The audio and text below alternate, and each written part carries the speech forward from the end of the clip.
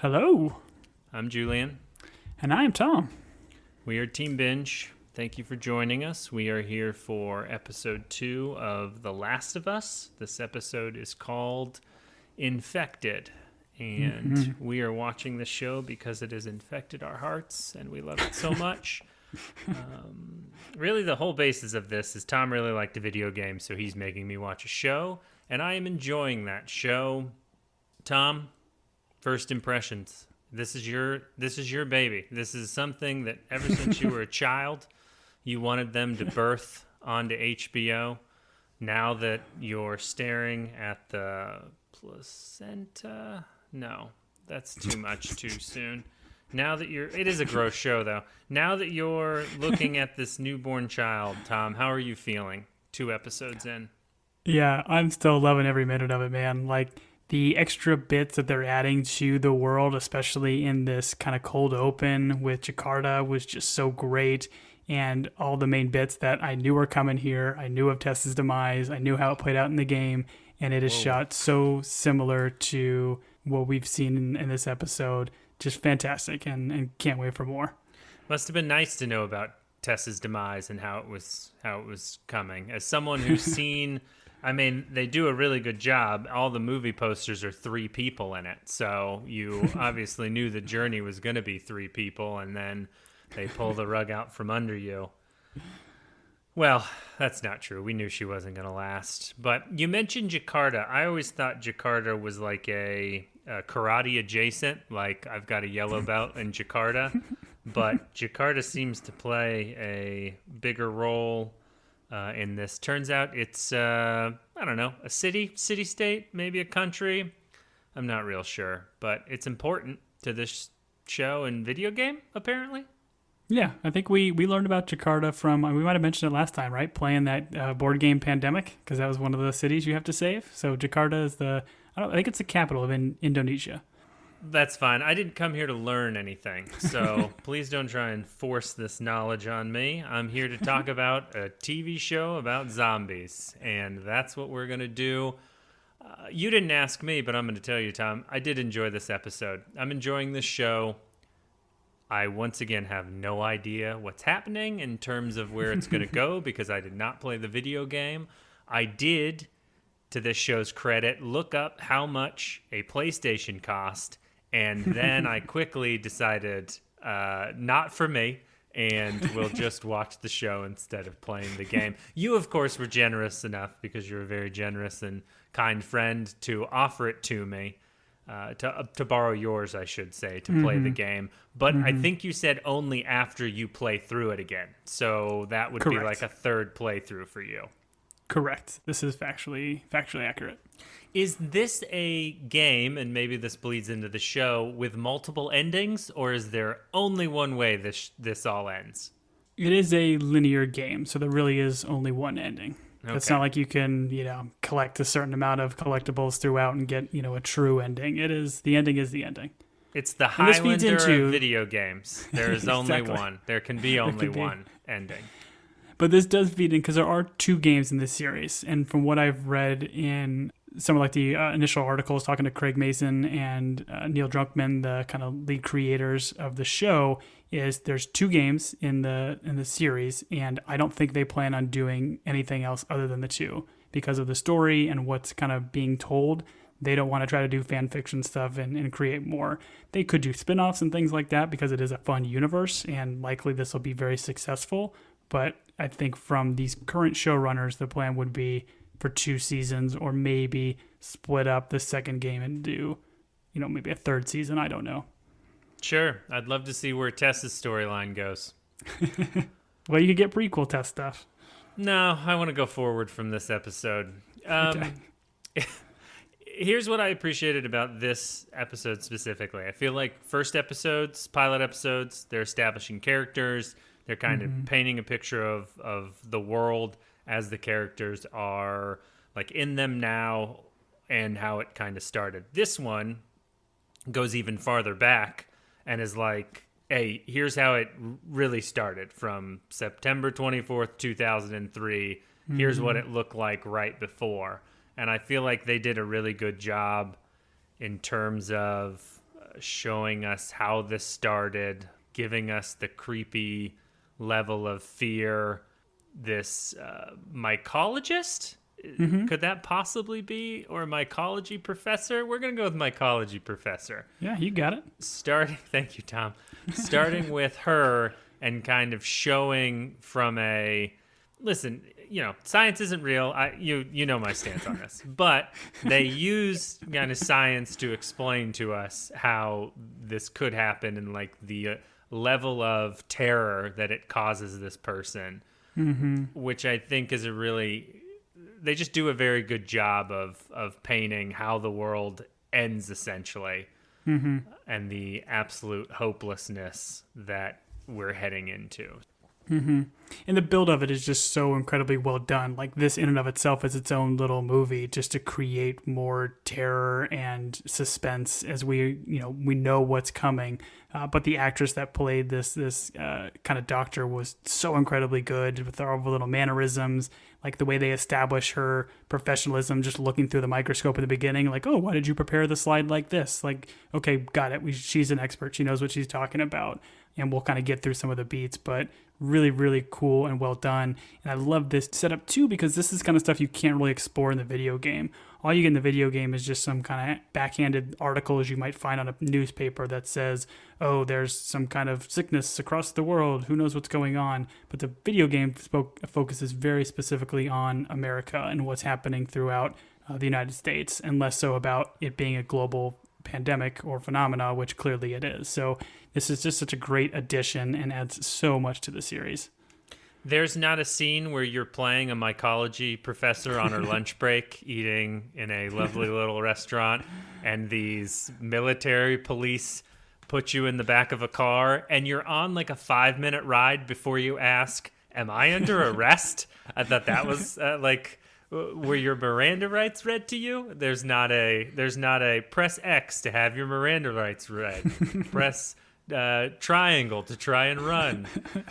Are those the right buttons? X and triangle? I think it's primarily right. Yeah, those are buttons on a PlayStation controller. Very well done. I bet there's also a start and select, right? Yeah, I think so. Well, Okay. Maybe not the newer PlayStations. They've got like fancy buttons. I tried, Tom. I tried to relate to your world. I appreciate you.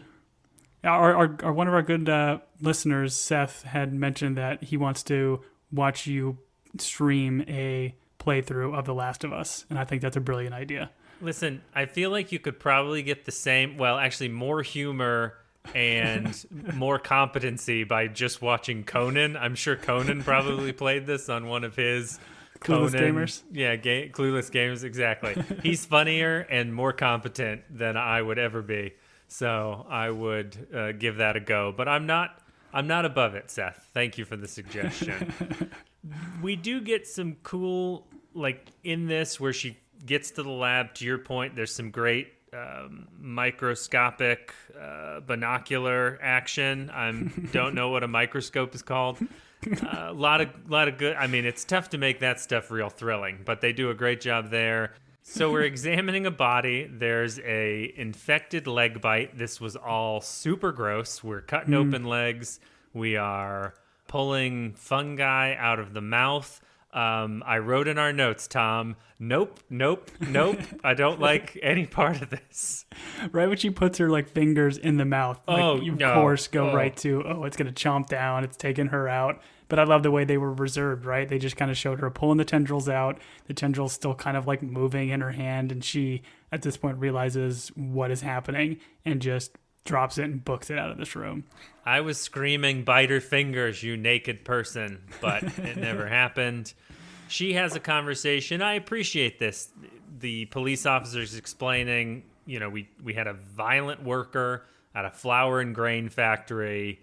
She bit 4 people. We had to, I don't know, how do you say it? We had to put them... execute them or something, yeah. She's like, oh yeah, they went out to my uncle's farm, and they're going to live a long life, and you won't see your dog again, Julian, but he's out there chasing sheep like he was born to. So I do like how they do that, but she immediately is like, well, who bit that person, or who like started it? And they're like, we don't know. There's 18 people out in the world right now. And you can see like the weight of it all like dawning on. Do we learn her name? And forgive me, I should have written it down. But the mycology. No, we do. Yeah, we do. I mean, we'll just call her a doctor for the conversation, I guess. But the setup for this is so great, right? Because he starts the scene by like handing her this little cup of tea. And when she hears that line, like, 15 people are out running, her hand just starts shaking because she realizes it's over. Like, we haven't contained this. It's out in the world, and there's nothing we can do. But before we get like to kind of her greater reaction here and what her response is, which I think is just so devastating and so brilliantly delivered, she makes the mention that, flour or grain being like a perfect substrate for this fungus disease to, I guess, replicate itself. And this was something that I think I saw on the internet, but didn't give this much attention. But kudos to the people that picked this stuff up in the first episode. But there were a boatload of hints and clues that this is how it all happened. How it spread, you mean? Yeah. So in the first episode, we've got the big breakfast scene.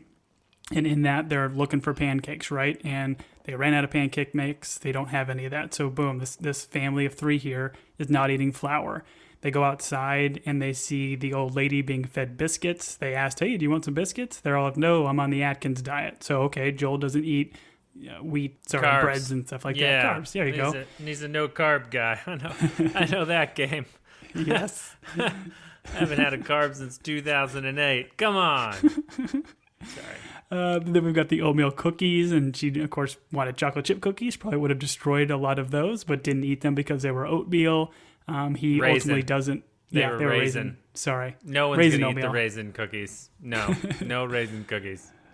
But then, Joel's supposed to bring a cake home, and they don't bring a cake. So, again, really cool little, lack of a better word, breadcrumbs that were put in that first episode that were really cool and kind of pay off right here in the very next one. And I think if you actually look it up, Jakarta is has one of the world's largest flour mills. So the fact that it did start from here and that is the catalyst, I thought was pretty cool. Sure. Largest flour mill and all those Jakarta dojos. Thank you. She has I did not pick up on any of that. It all makes sense now.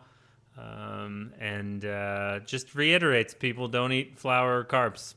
That's I'd be dead right away, man. Love bread too much.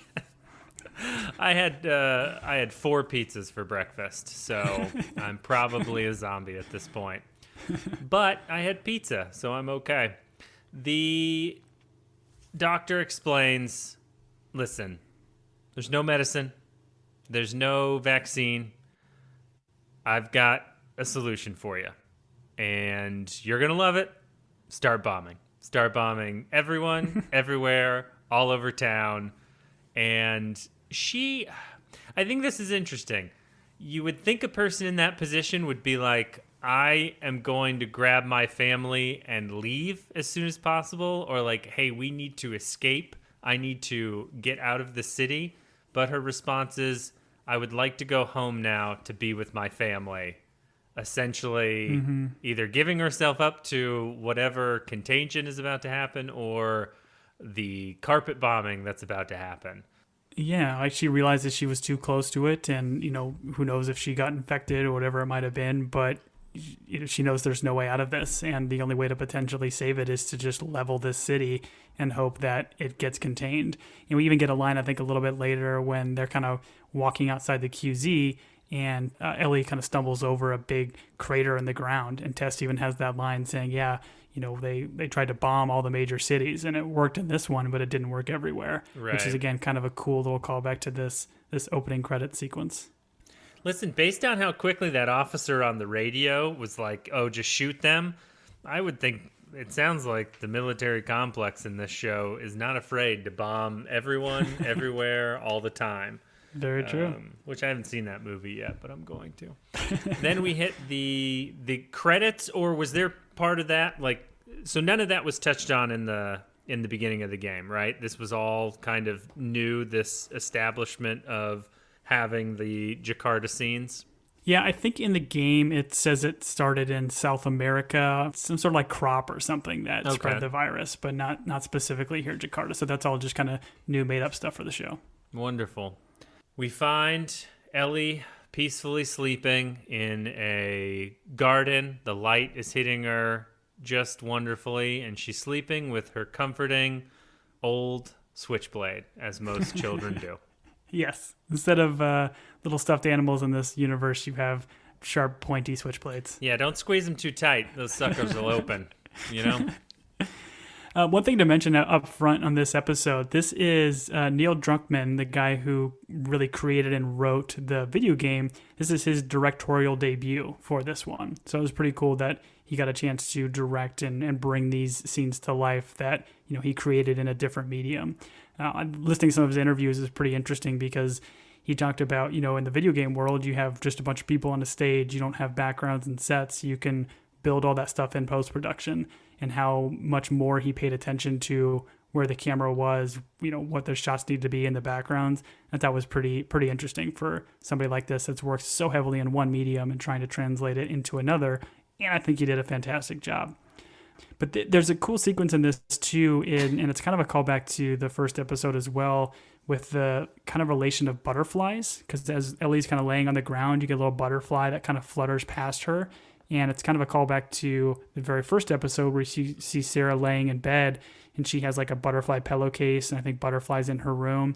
And you even, I think later in the QZ, you see Ellie kind of looking out the window in Joel's apartment and there's like a little butterfly thing hanging from the window. So I think it's kind of maybe something Joel kind of holds on to potentially from, his lost child, and kind of seeing it just organically happen in this scene is pretty cool. Interesting.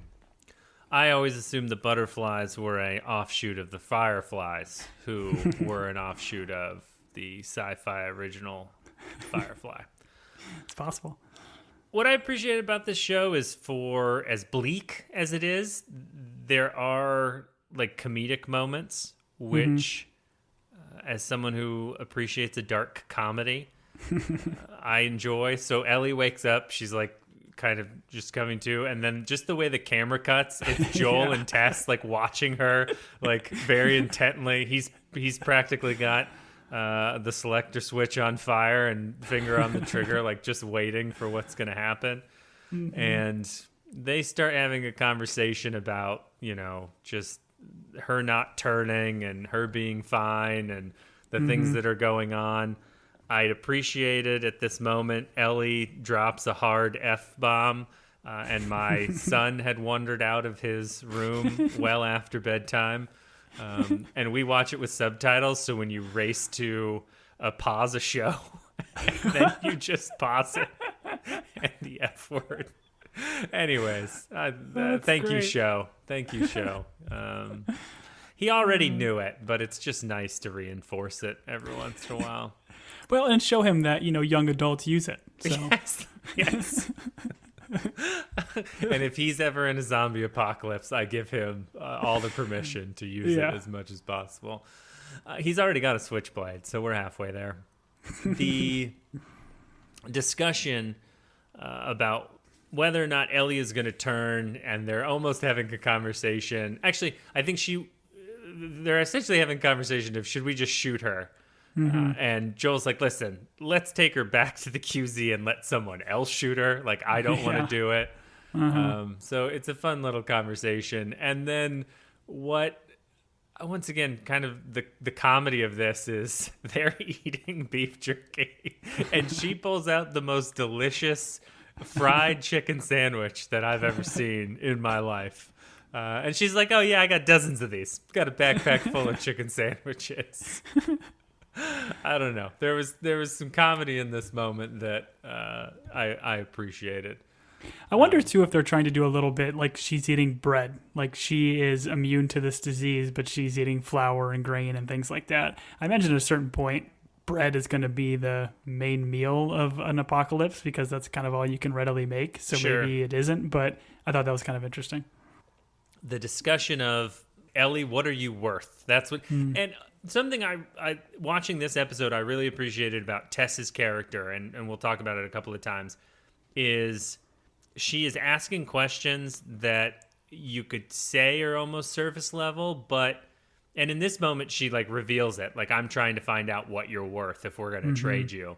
but there are times where they're walking and she's asking questions, and while it would seem like in this day and age normal conversation, like, hey, do you have family, like, where are you from, those types of things, it's almost like her trying to figure out what she has in this package. Like, if something happens to Ellie, is anyone going to come after her? Like, she's just asking these questions that surface level, it's like, oh, she's just pleasantly making conversation. But a lot of them have like a deeper, she's trying to dig a little bit to find out what she has in Ellie, which I appreciated about their back and forth. And then the thing that it also leads to is Tess, who is not necessarily a kind and loving person. Maybe that's they don't make her warm, she's not supposed to be warm, but you can kind of see also as she learns more about Ellie, there is something that's kind of like changing in her a little bit, like where there was no hope, there is maybe a little bit more hope, and she kind of starts to see a way out. And I'm jumping a little bit to the end, but I thought just the way it's written, it's done very well, I felt. Yeah, no, I couldn't agree more. And Tess is such a fantastic kind of character as you start this game, because she kind of is the kind of glue between Joel and Ellie. Like, we know this is Joel and Ellie's adventure and journey that they're going to go on, and she kind of provides in a way for Joel to open up a little bit to Ellie, and we see it kind of in the sequence. And by no means has he really opened up to her, but the last like line that Tess says, and again, we'll get to it in the end, she just does a fantastic job, and she helps lean the audience in that direction too, and kind of fill in some more world building and things that are kind of going on.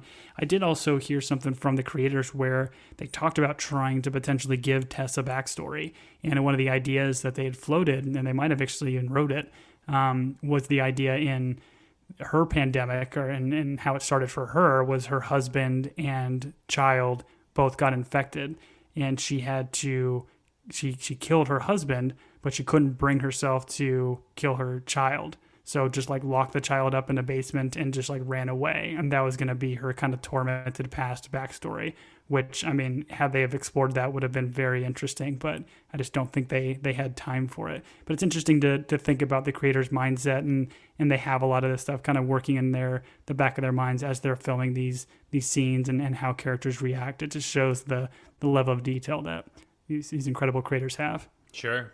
Well, I mean, they may go into that when we see Tess in episode 3, so who knows, Yeah.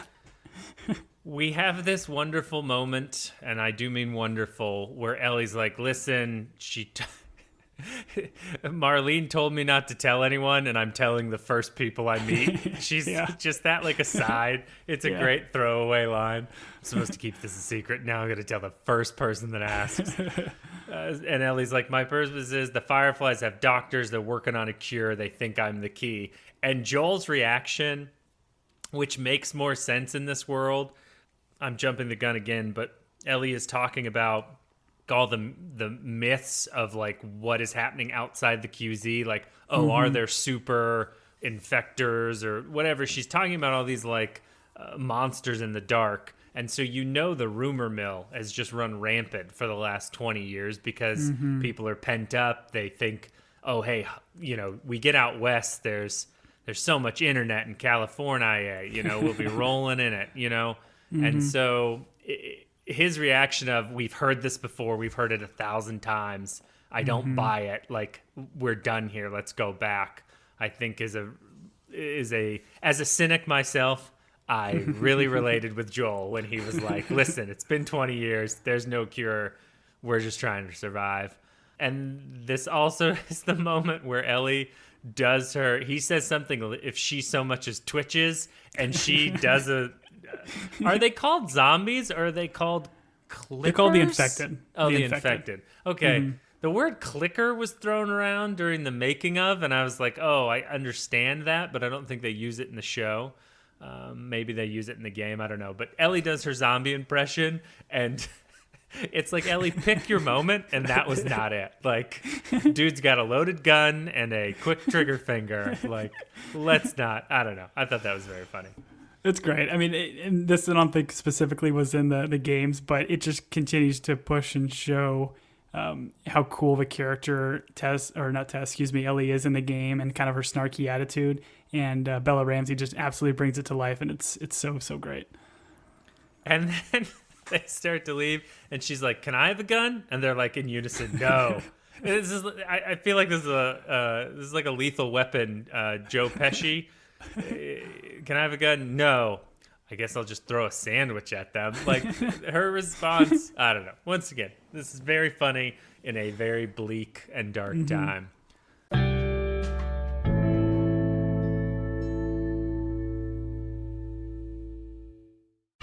Get me Will Trent, ABC Tuesday. I don't even know where he is. Will Trent is back. You thought you could hide forever? Time to come home. The series that's being called one of the best network procedurals. We're going to solve this case. Featuring new cast member Gina Rodriguez. I'm a prosecutor. We deal in truth and facts. Maybe everybody should try that, huh? Will Trent, the 2-part season premiere, begins Tuesday on ABC and stream on Hulu.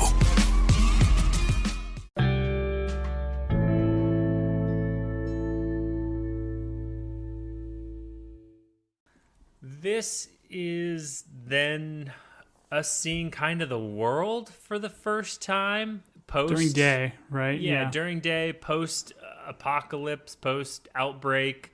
And they do a really good job. And this actually made me want to rewatch I Am Legend, because I think I Am Legend is another piece of media that does this really well, of just, hey, what would the world look like if, we let it fall in disarray? Other than that History Channel show, it plays after the Alien Pyramid show, but it's the one where, like, hey, what if humans weren't here? Like, what would happen to all the buildings we built? Anyways. Yeah, it's fascinating to see, like, Mother Nature take cities back, right? And just everything just grow wild and over everything. And there's so many eerie shots where you see a restaurant and all the glasses and plates are still just sitting there on the table for 20 years and haven't been touched, and how it's all just frozen in time. And my mind just immediately goes to, again, fantastic CG for these bigger, wider background shots, but all the work that was done for the cars and the grass and the rocks and the vines and all the stuff that is in this foreground these actors are working with. It's just incredible. And it really just puts the show above so many others. It's incredible that they did it all practically, too. They pulled all those people out of Boston. They bombed it all out, and they gave it 20 years for vines to grow up. I just, really, my kudos to Bostonians, for allowing this show to take over their sweet, sweet city. Yeah, Have you ever they been got to their Boston? World Series. I think, I've been to Boston once. Oh, good for you. Never going back. Well, they're not going to allow you back, Tom. Well, not after those things you said and did. Oh, man. I didn't know how to park my car. Oh, we didn't need that. We didn't need that at all. Yeah, no one in this Boston town has an accent. That's for sure. Yeah. My one knock against this show is not enough Boston accents. Pedro Pascal from Texas. His character's from Texas. He's doing a Boston accent. That would have been comedy. I don't know. Gold. Some of these clickers we see later, I can sense a little Boston in them. Sure, that's true. Yeah. Yes. When they're trying to bite people. Yes, that's true. Disclaimer right here. We're sorry to our Boston audience. I apologize for nothing. That's why you're not allowed back, Tom. That's exactly why. Oh, man. So they're walking through the city. Once again, looks cool. We're walking over overpasses. Ellie tells the story about how she got bit. And it's her sneaking off to go to the mall. I just wanted to see it. And I thought that was I don't even know if it was supposed to be like comedic, but the idea of a teenager being like, I just want to see the mall. I need to get to the mall. I need a Cinnabon. I need to go to the hot dog store where they wear the funny vertical striped hats. Hot dog on a stick. That's the one. I should know the names of these. I was a mall security guard for most of my adult life. But this is, and I don't think this is spoiler, but I think we're going to get at least part of an episode that's going to do this kind of flashback, because I think it's seen in the opening trailers for it, of her kind of going into a mall. And this actually is from the game, but it's in some downloadable content that you can get. So it's kind of like bonus game stuff that you can pay for. And it follows Ellie's kind of adventure, if you will, in the mall and how she ultimately gets bit. So I don't want to talk really about anything more because I think we're going to get more of it, but it's kind of a quick little nod to certainly what the gamer audience are well aware of. Oh, so it's some DLC, Tom? Some DLC, man. Yeah, I'm familiar with that term. It's not something I'm just reading in the outline right now. I know exactly what it is. It's called Left Behind. That was the DLC. Downloadable content for those unfamiliar with the term. Tom, Left Behind is a book series and a bad movie series starring Kirk Cameron. So you're not going to fool me about what Left Behind is. There's going to be 0.5% of our audience that gets that reference. And cheers to you guys. I drink this bourbon to you.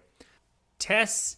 Oh, and this is the moment I was talking about. They're walking along the kind of overpass, and Tess is interrogating Ellie about like family, past. What did I say? Interrogating.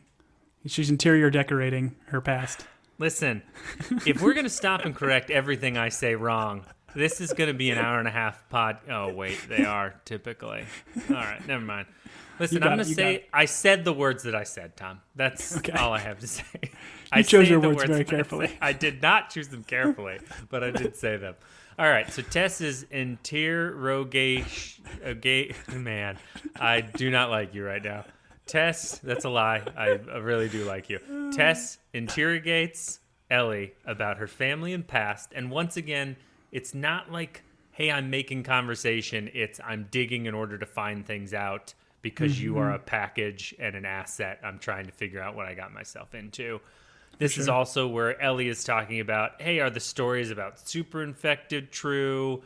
You know, is that just to keep people out of like the world and keep them in the QZ? Is this something that like the mythology of the boogeyman out in the world is that? Because the world seems pretty scary. I don't know that you need to make up a lot of stories.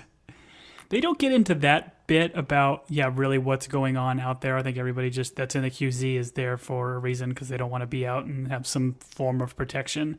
But what she kind of mentions here, the idea of like super infected that are bloated and can shoot out spores, or she makes mention directly of the clickers, and you can actually see Joel and Tess give themselves a look when she talks about, are there some blind that or they hear using echolocation like bats.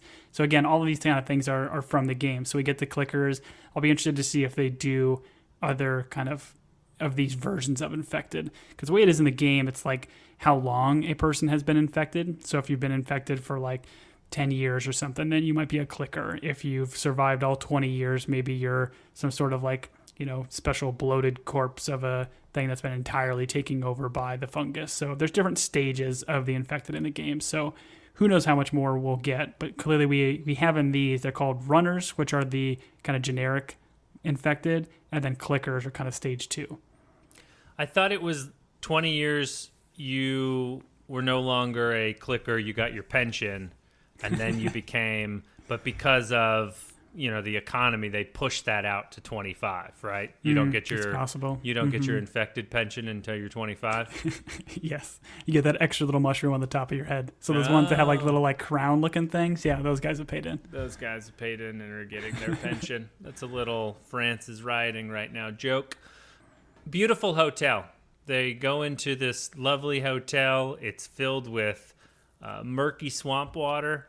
Of all the things that this show does that's terrifying, walking waist deep in weird swamp water would be my top no. I would not be wading in that.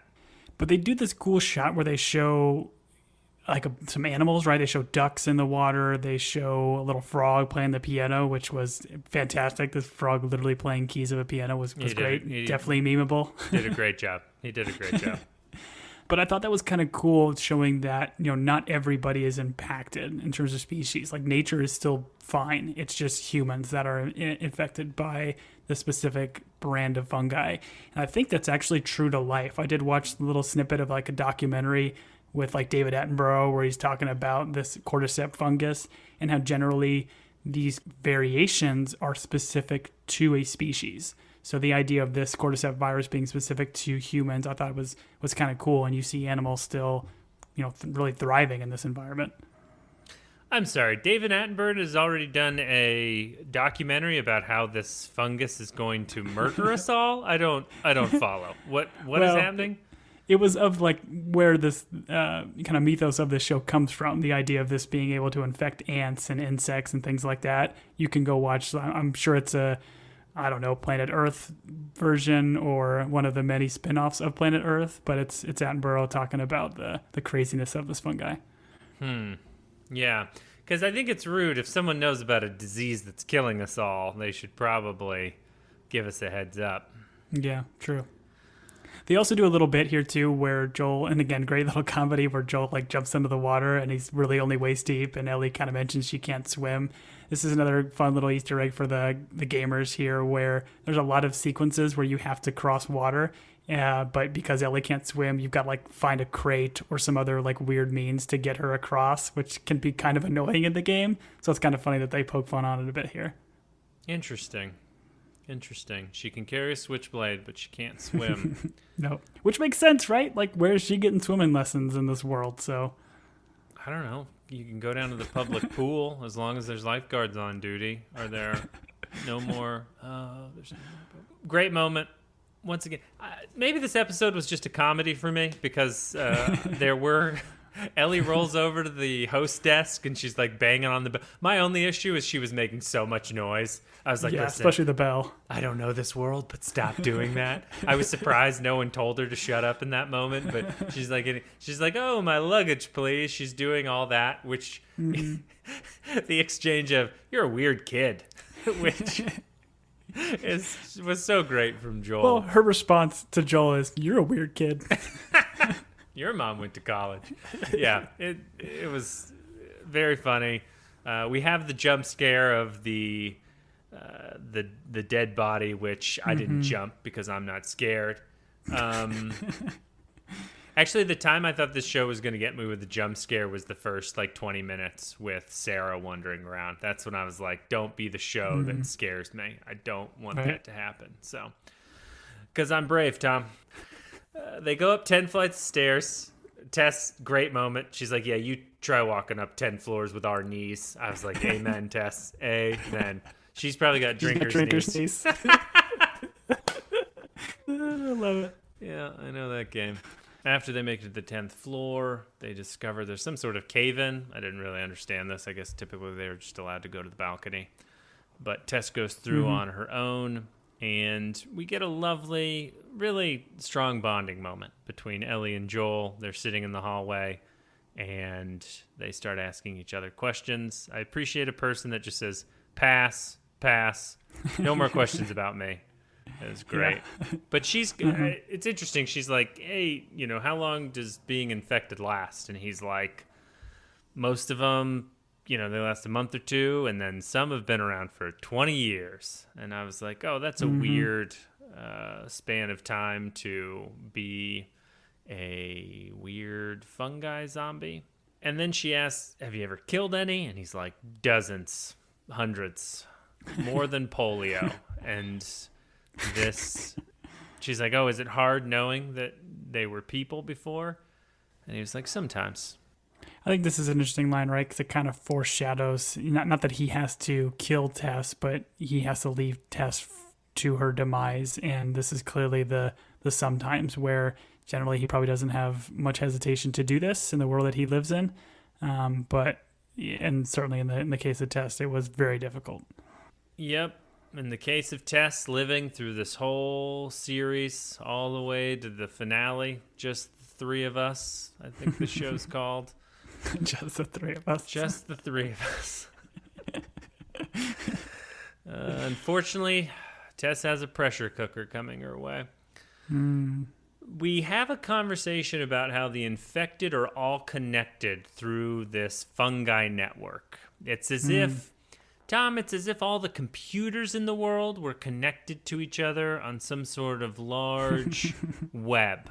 And these fungi can send each other not postal mail, but like electronic mail to each other in order for things to... Because this is where they're on like the balcony overlooking all of the very lazy infected that are just laying around in the middle of the day, other than when the sun hits them and they're like, oh, they roll over. I was like, actually, it wouldn't be that bad being an infected. Pretty, looks like you're napping during the day. I'd love a nap during the day.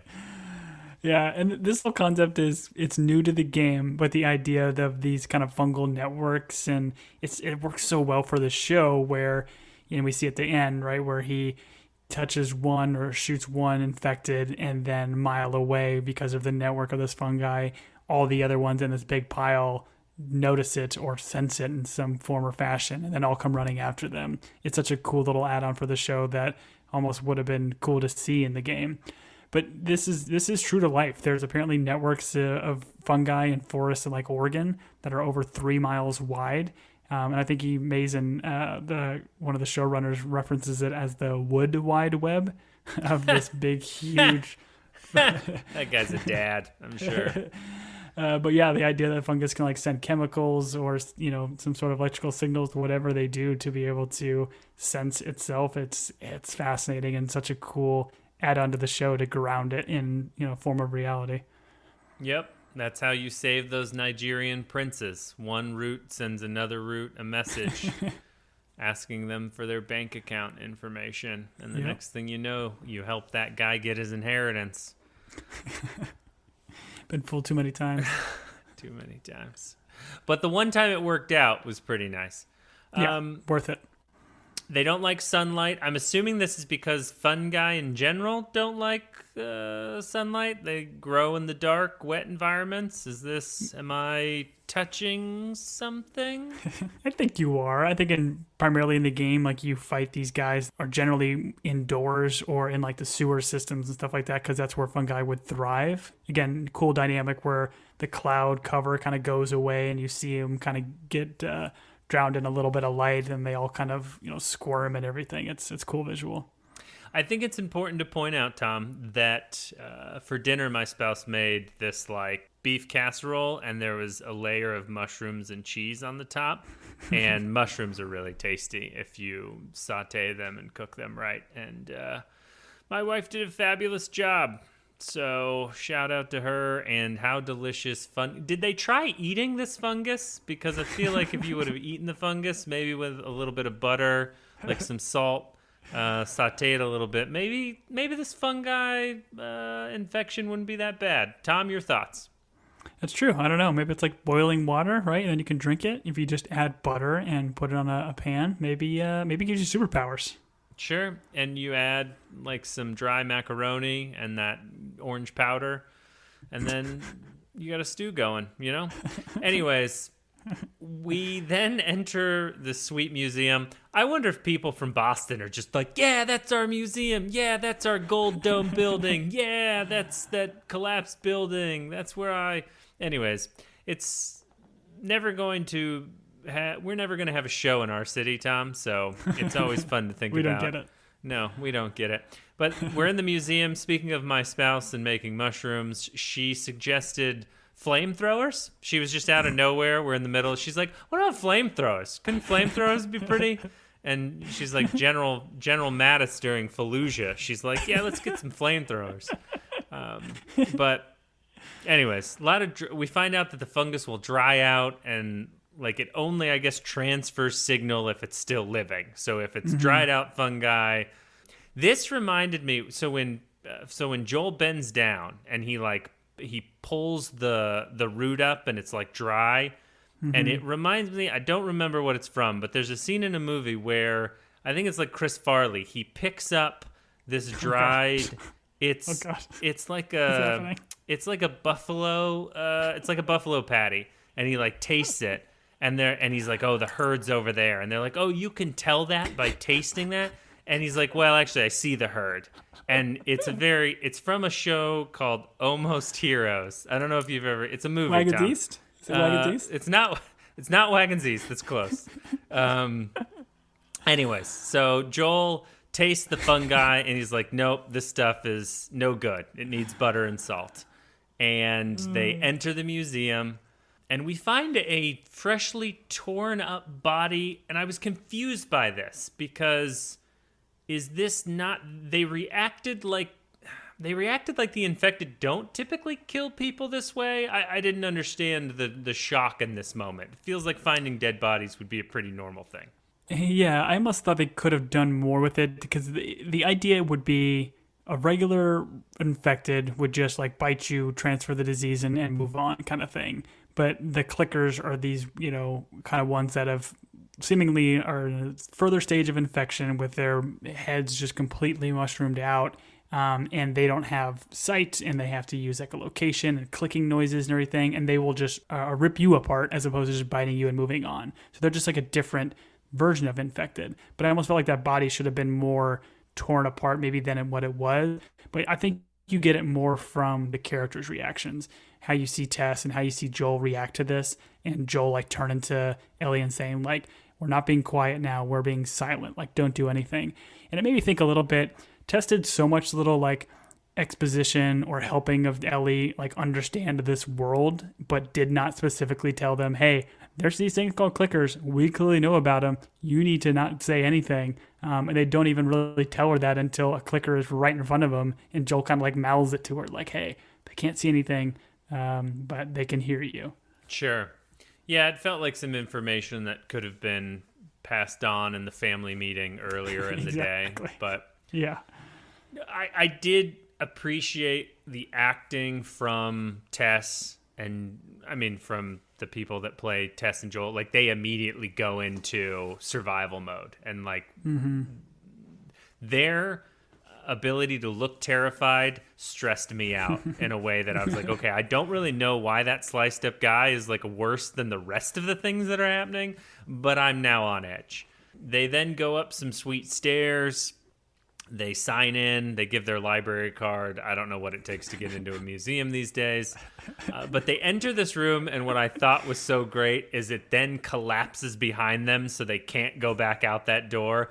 And much like the two cars together that separated people in the first episode, this was a classic video game moment. Like we entered a room, autosave turns on, and you can't go back out that door. So guess what's going to happen? You're probably going to get into a little bit of a fight.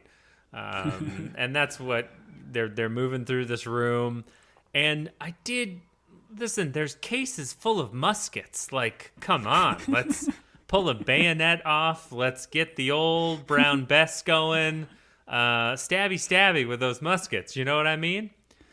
Well, I feel like at the end of the sequence, doesn't like Tess like tomahawk a guy in the head? So maybe she grabbed that from one of the exhibits. Oh, I took that as a more modern axe, but you're right. It was short-handled, so maybe she did Mel Gibson in The Patriot, that person in the head.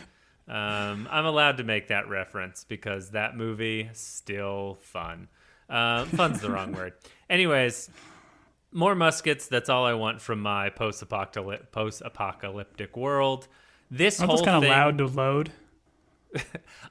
They're loud to load, they're slow to load, and they are inaccurate. So yes, all those things play in their favor. Also, you have to have gunpowder and a horn and some lead balls that are perfectly the size of the barrel. I digress. Maybe muskets were a bad idea. I guess the only thought was... you could put the bayonet on the end and keep some distance between you and these clickers, but it is what it is. Maybe the museum doesn't have any bayonets. I don't know. I've never been there. This isn't my town. But... our Boston audience, please fill us in. Tweet us. It's a great movie, The Town. Anyways, great scene. I appreciated all that. I felt like this was, this is the climax of the episode. Everything else is kind of quiet and like... brooding and stressful, and you're getting to the point, and this is what you want. This is what made this episode. It's terrifying.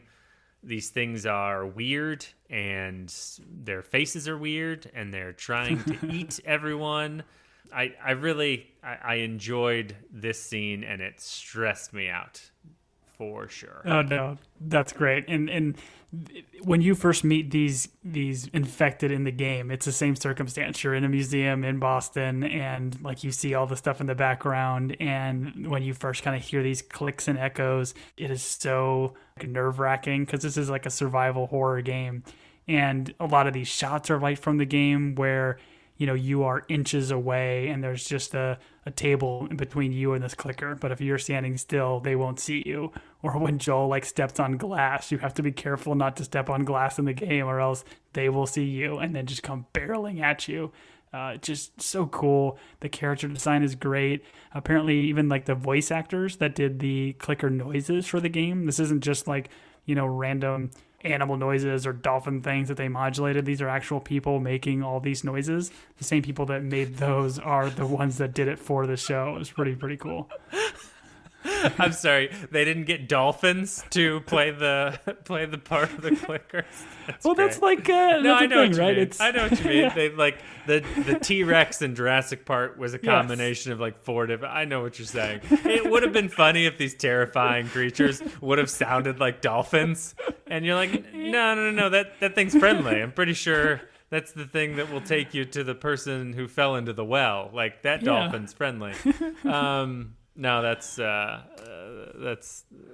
was all great. What I find myself when I'm watching this scene is there's a lot of shooting going on, and I'm just like, listen, you guys have been in these situations before. Calmly shoot them in the head.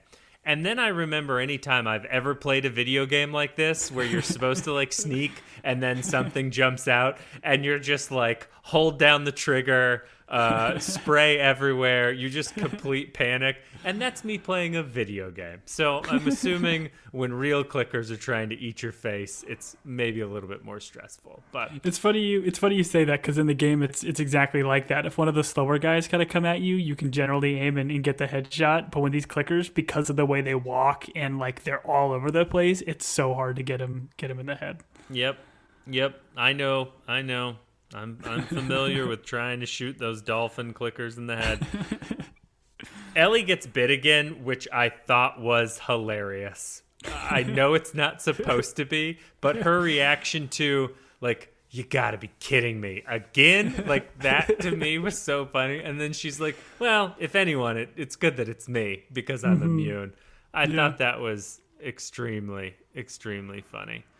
Well, and they rewrite this a bit because we talked about last episode, they don't do the concept of spores where they have to put on gas masks, but Joel puts on his gas mask and Ellie doesn't have one. And Ellie survives this. And this is kind of the catalyst for Joel saying like, oh man, there's something to this. She actually is immune to this disease. So they kind of need to do that again in the scene to have Joel see her get bit and see her not change to really make him a believer. Got it.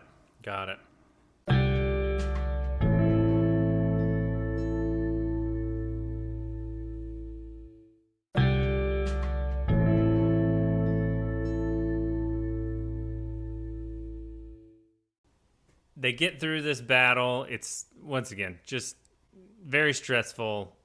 Very... Fun's the wrong word, but I mean, this was my favorite part of this episode because it's where the action happens.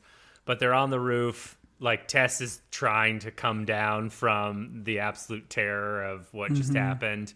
And what I thought was funny's the wrong word, but just from, like, a character building standpoint, there's this wood plank from building to building, which on a normal day, I would be like, no, I'm not walking across that.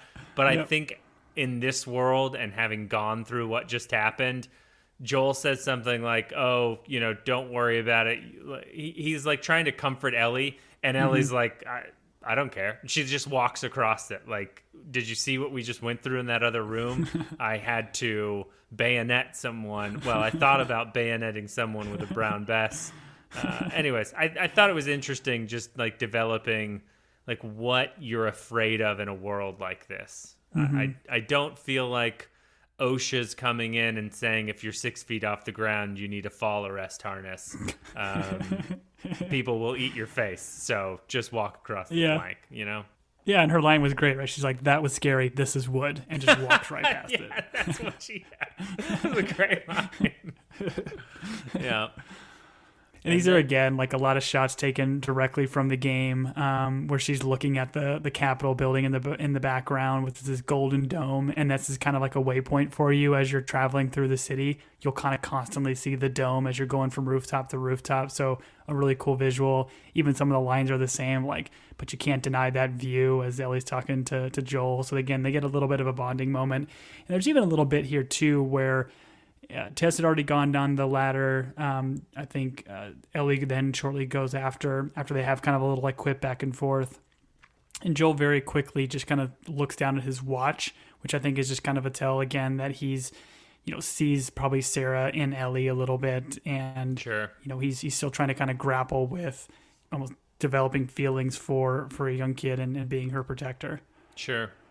So how prominent is Boston in the game? Is that a huge part of it, or are you going to tell me too much? Because we're traveling to Wyoming, and Boston is not the majority of the journey from Massachusetts to Wyoming. There's a couple other states in between. So, yes. But does Boston play a big part in the first game? Maybe, I don't know. I mean, it does, and I'm going to go ahead and hold back and not respond directly Wonderful. to that, because I think the Wonderful. game audience would Keep know, your secrets. and I think it's... Keep your secrets, all right? Yes, I'll hold back. Wonderful. But I promise this. Once we're done with this series, I want to go back and talk a little bit about some of the traveling and places these characters go, because there's some interesting tie-ins later on. I don't believe in your promises. You promised me we'd go camping when I was a child, and you never took me. Something always came up. Dad. Oh, sorry. Never mind. I had a moment. All right. They wind up at I'm going to say the courthouse. Once again, if you're from Boston and I've got the wrong domed building, here where we live, we have a building with copper on it, and I think it might be the State House. I don't know. 6th grade was a long time ago. Everyone's dead in the meeting place, which is not what you want. I did appreciate Joel's explanation. He's like, one guy got infected and they all turned on each other. And so we see that Joel in another life was a detective. Yes.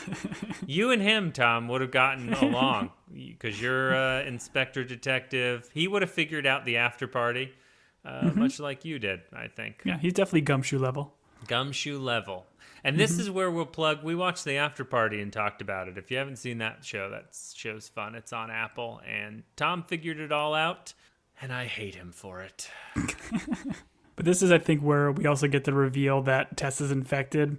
And something I thought was very clever in this moment was when Joel sees that she's infected and she kind of steps towards him, he kind of shudders back, which I think is just such a brilliant little acting move, because his first reaction is like, stay away from me, even though that they're clearly friends and who knows what else. It's brilliant. And listening to the showrunners talk about this sequence, they didn't want their actors to play the games because they wanted them to kind of own these characters, like trust in the creators to give them the beats and give them the lines to deliver it, but let the actors kind of add to it. And I think this is a perfect example of Pedro Pascal bringing more to this role, because this is not how Joel reacts in the game. He's much more kind of compassionate, but Pedro still, as playing as Joel, is still a little bit more standoffish and he kind of has that mindset, like, you're infected, you're gone, you're dead, and I don't want to follow suit. Sure. Tom, let's talk this through. I recently found out that you are married, I believe. Mm-hmm. You walk into, I don't know, the Boston courthouse, I'm assuming that's what it's called, and you find out said spouse has been bitten by the infected. Talk me through what you're going to do in that situation. Well, we've established I give her at least 6 months to see if she turns. If she doesn't turn in 6 months, we'll make it work. Okay. But if she turns within that 6 months, I love you, honey. But you're gone. I love you, honey. I'm already married. I'm already remarried. That's good. That's good. I appreciate that. I don't know if I've mentioned give me it. Yours. Yeah. How would you react? Listen, I don't know that I've mentioned it before, and if I have, I apologize. But anytime we watch a show like this, my spouse, who I love dearly, is always like, listen, I don't want to live through the apocalypse. Just put me down like minute 1. which puts me in a weird situation because what if it's like a false alarm and then I've got to be like, listen, Judge, I thought everyone was turning into zombies. She had told me to put her down. I know that an ice cream truck just overturned in our neighborhood and maybe I panicked. I'm sorry. The Wi-Fi went out. The Wi-Fi went out. I jumped the gun. The teleprompter doesn't work, so we ate her. I'm sorry. Like, I don't know. So I It's don't not going really to hold up in court. No, it's not, and that's why I think she needs to suffer through the apocalypse with me. That's my stance. So, Well, this is your motto, your family motto: suffer silently. suffer silently. But if she did get infected, I would shoot her almost immediately. So yes. I love you, honey. All right. Tess is like, listen, you need to get Ellie to Bill and Frank. And I was like, okay, I think we've heard of Bill and Frank before. Are Bill and Frank on the radio? Are those the radio guys? They're the other end of the radio, and I don't know if you watch them. I don't watch the little trailers for the next episodes at the end of these ones because No. I just don't want to know. Like, I'm gonna watch the show. I don't need to see little extra bits, but I do know that this is played by Nick Offerman, and I'm blanking on the other gentleman's name, but I think he's the guy that became famous in season 1 of White Lotus. Frank is the hotel manager. Oh, okay. Got Yeah. it. Tess, and this is what I'm talking about, where like Tess kind of cold when we first meet her, like, hey, Joel, I need you to go get that car battery. Oh, by the way, I lied to that guy. We're going to go beat him. To now, like, hey, I'm done, but you need to get her. There is like hope here that has all of the sudden developed, I believe, even though we've heard these rumors dozens of times. I need you to do this, even though it's not for me. Which I thought was a pretty interesting development. And she has a line here, which I'm going to let you deliver in your best Tess voice. Don't do a Tess voice. It will ruin it. But you can deliver her line, please. Yeah, because I think she's ultimately looking for a redemption arc, and she needs this because she knows of all the bad things that, both of them have done together. And, before she meets her demise, she save who you can save, which is, again, brilliant line, well written. I don't think it was in the game, but just such a great send-off for this character. And again, you hate to see a character so strong and great leave, but it's certainly going to pay so much to, I think, what we're going to continue to see in the future as Ellie and Joel grow through this crazy adventure they're going to be on. Crazy adventure. Speaking of crazy adventure, Tess has got a short one here. She starts kicking over barrels of, I don't know, diesel, gasoline, whatever it is, gets on everyone's shoes. I think Joel and Ellie at this point realize she's pretty serious about not leaving this courthouse, so they take off. She dumps a bunch of grenades all over the ground, which I think when her lighter's not working, my thought was, I bet you wish you had kept one of those grenades in your hand because all you got to do is pull the pin and let the spoon go, and you're cooking with gas, as they say. I'm pretty sure grenades are flammable, right? Well, yes, but it helps. They're a better, more powerful Zippo lighter, I guess is what I would say to the kids out there. So if you get a chance, use the grenade instead of the Zippo. This whole scene, like the infected run in, they break down the door, they run by her, she's got to watch him go. I was like, oh, I bet you wish those weren't, running after your maybe lover and Ellie, but she's flicking the lighter. Tom, I don't know how I felt about this. I don't know how I felt about them finally noticing her, this gentleman rolling up on her and kissing her in a way that seemed inappropriate in a courthouse and without consent. I don't know. Talk me through this. Talk me off. Tobias? No. Explain to me what's happening here. So I agree. Like, it was very off-putting to me too, and I think my wife had also mentioned, like, it was just, I don't know, it was a lot. But the creators had kind of said stuff where they almost shot it like it was like a romance, and not every time a zombie or infected is going to kill, they're just going to jump on you and start biting your neck. Like, because the infected came in and knew that she was already infected, they're more or less trying to quicken the process. And we've seen these tendrils kind of grow from the mouth, so I think they wanted to play on it. But if you go back and watch the scene, like, it's very, very off-putting, and I think that was probably some of their goal with how they shot it. You know, when the zombie comes in, he's all like out of focus in the background, and then as he slowly just kind of draws up on her, it just gets creepier and creepier, and then crescendos in that just disgusting, gross, horrible, horrible kiss. But they definitely play on the trope and the idea of the flickering light. I think it's in like Die Hard movies. It's in all sorts of different things where they flick it super fast, and then all they do is slow down, and then it will actually light. So it's a cool little ending piece. But there's another little Easter egg in this where if you actually look at the lighter's got a little star on it. It says 76. It's actually a callback to or a call to Naughty Dog, the developer of the Last of Us video game. They also did a very popular video game franchise called Uncharted, and that was Nathan Drake's lighter from the game that they kind of repurposed here for Tessa's kind of final boom. Interesting. Yeah. I've seen the movie, never played the game. That may surprise no one. But that's an example of a horribly adopted Naughty Dog property. Got it. Are we allowed to say Naughty Dog? That just, I don't know. You can. Okay. I don't. Feels strange, but it is what it is.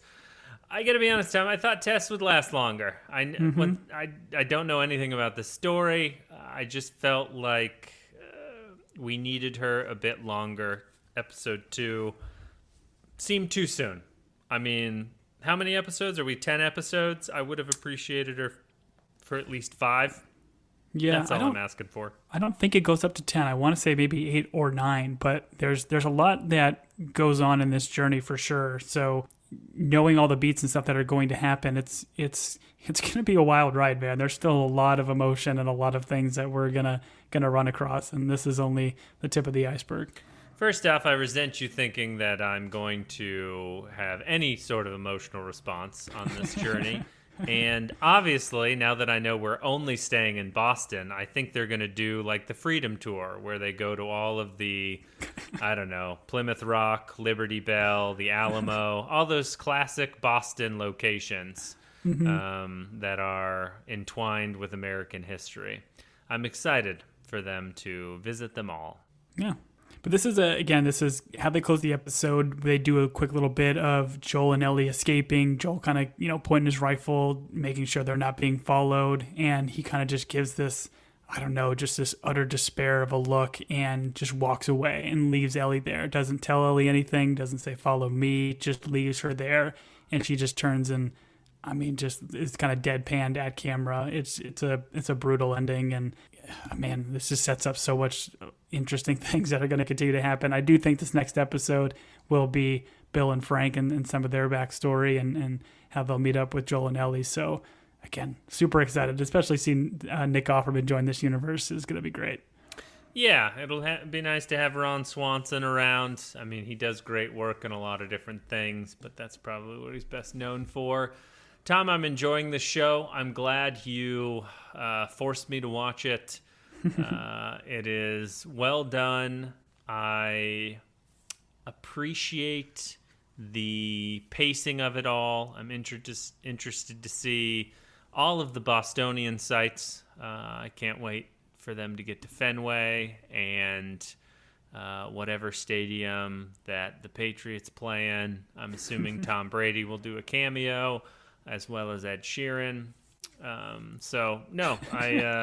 I appreciate this show. I don't really have any. This is not 1899, so I can't tell you we're going to go from one person's dream to another person's dream, although we're never going to know with 1899. So I do appreciate this. I'm looking forward to the journey all the way to Arizona, and I don't have any conjectures. We know who the killer is, and we know who the heroes are. So I'm excited for it. For sure.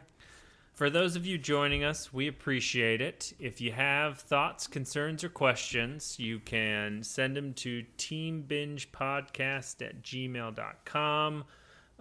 We appreciate any reviews, as long as they're good. If they're bad, we'll laugh at them. But we don't necessarily need them. But doing that at Apple Podcasts does help out. Tom handles our other social media stuff. Tom, what is the other stuff that we're very, very involved with?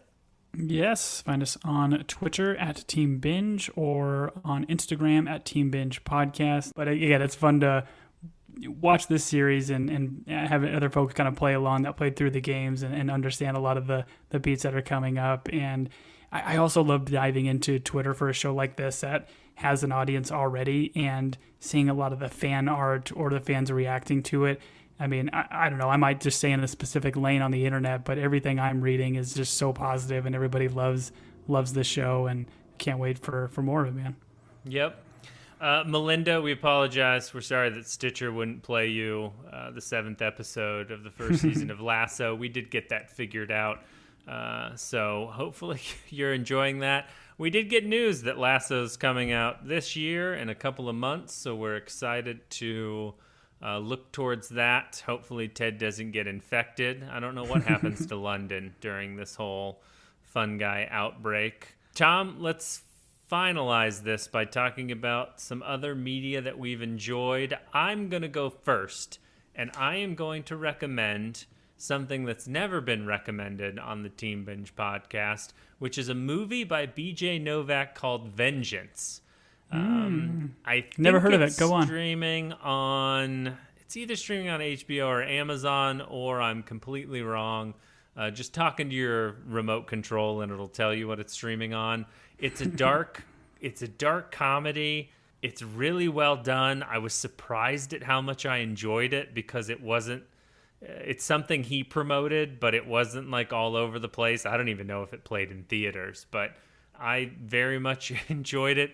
Ashton Kutcher, who I have no affinity to, showed up in it and was great. It's directed, written by, and stars B.J. Novak of The Office, and I would definitely recommend giving it a go. It's strange. It's a Blumhouse production. When that popped up, I was like, Tom, did you recommend a horror movie for me? Because that's not what I do well. But it turned out to be quite good. So I would recommend that. Tom, do you have anything you want to recommend? I think you mentioned it kind of earlier, but I'm just going to put another plug in for The After Party because that, just like Lasso, has also been renewed for the second season, and that's, I think, supposed to come out in April. So if you haven't seen that, it's on Apple TV+. It's fantastic little whodunit with a really, really fun cast. So if you want to, will probably be something that we might have on the podcast radar. I think Ted Lasso will probably take precedent if those are coming out at the same time, but definitely go back and watch that first season because I'm sure the writers will do just as good, if not better, for season 2. Agreed. Looking forward to it. All right. Well, I have been Julian. And I have been Tom. We'll see you next time, everybody.